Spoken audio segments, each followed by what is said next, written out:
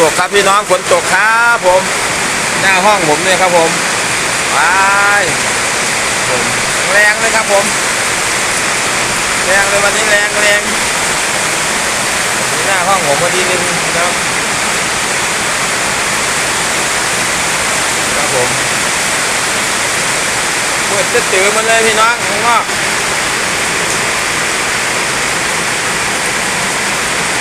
ฝนตกครับผมฝนตก